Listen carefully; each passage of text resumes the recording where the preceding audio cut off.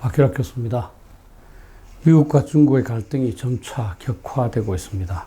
홍콩 보안법을 둘러싼 갈등은 미국 휴스턴에 있는 중국 영사관을 폐쇄하였고, 이에 반발하여 중국은 청두에 있는 미국 영사관을 철수시켰습니다. 미국은 시진핑에 대한 호칭을 주석에서 총서기로 격화시키고 있습니다. 얼마 전 저의 유튜브에서 현재 미국에서 가장 저명한 두 학자, 즉 시카고 대학의 미어 샤이묘 교수와 하버드 대학의 앨리슨 교수가 미중 간 충돌의 불가피성을 전망하고 있다고 말씀드렸습니다. 미어 샤이묘 교수는 강대국 정치의 비극이라는 책, 앨리슨은 전쟁으로 운명 지어지다, 미국과 중국은 투키디에스 함정을 회피할 수 있을까? 라는 책으로 미국, 중국 양국 간의 전쟁이 불가피하다고 예상하고 있습니다. 문제는 이러한 미중 충돌이 한국에게 강 건너 불 보듯 할 일이 아니라는 데 있습니다.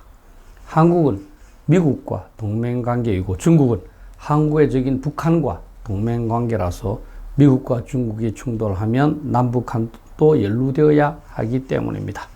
미국과 중국이 전쟁을 하게 될 경우 동맹관계에 의하면 한국은 미국 편에서, 북한은 중국 편에서 전쟁에 가담해야 합니다. 더욱 심각한 문제는 미국과 중국이 직접 전쟁을 하는 대신에 남북한으로 하여금 대리전쟁을 하도록 하는 겁니다. 대리전쟁은 프락시 워라고 하는데요. 자신들 간의 직접적인 충돌은 위험 부담이 크다고 판단하는 강대국들이 약소국을 시켜서 대신 싸우도록 하는 겁니다. 강대국들이 전면 전쟁을 하면 부담이 워낙 크기 때문이죠. 인간 세상에서도 이러한 대리전쟁이 빈번합니다. 시각에 따라서 평가가 다소 달라질 수 있지만 대부분의 학자들은 베트남 전쟁, 아프가니스탄 전쟁, 우크라이나 전쟁, 시리아 내전, 이스라엘 팔레스타인 분쟁 등을 대리전쟁으로 분석합니다. 사실 냉전 시대에 있었던 약소국 간의 전쟁은 대부분 미국과 소련 간 대결의 대리전쟁 성격이 있었습니다. 1950년에 북한이 기습적으로 남한을 공격한 6.25 전쟁도 미국과 소련, 중국 간의 대리전쟁으로 인식합니다.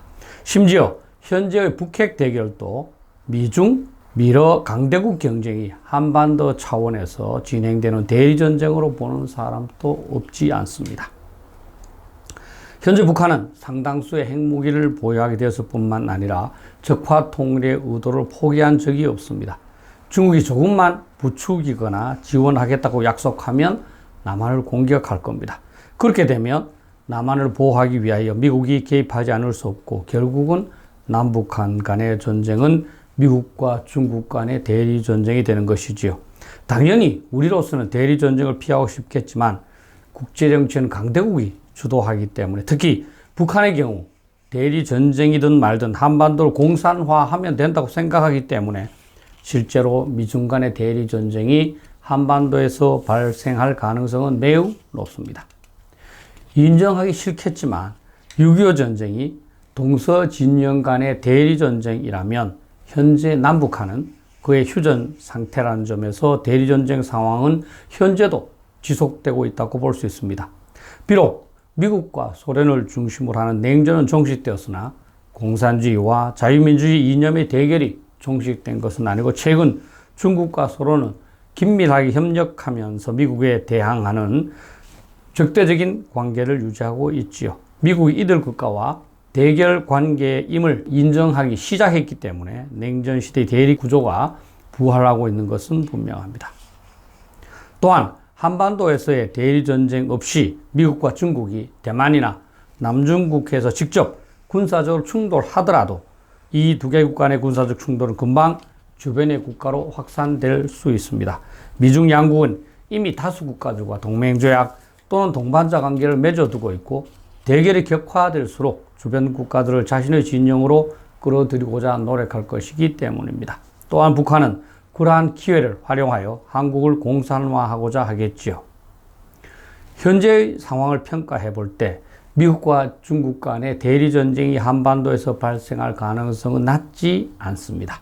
미국과 중국의 입장에서는 그들의 갈등을 어떻게든 분출해야 하는데 직접적인 충돌은 위험 부담이 너무 큰 반면에 한반도에서의 대리전쟁은 적절한 대결의 장소가 될 수 있기 때문입니다.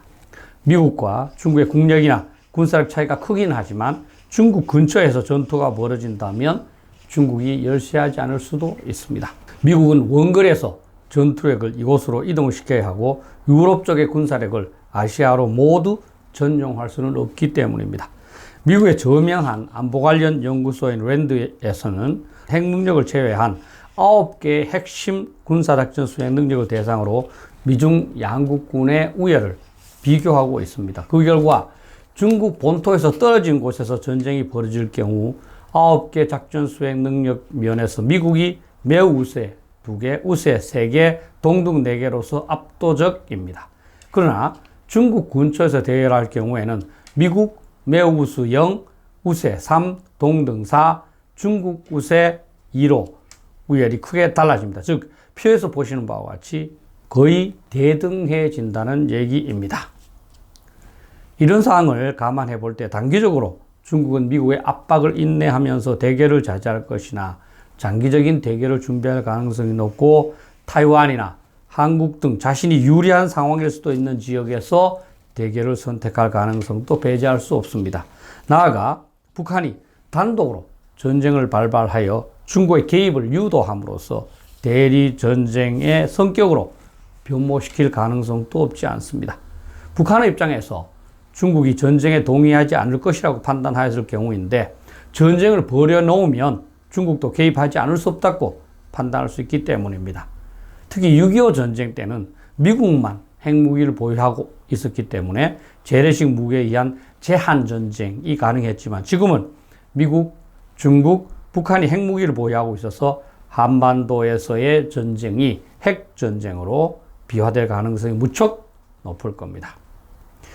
이제 한국은 미중 간의 충돌이 격화되는 와중에서 대리전쟁의 희생물이 될 수도 있는 심각한 안보 상황에 처해 있습니다.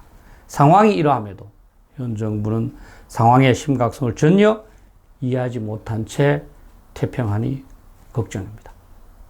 감사합니다.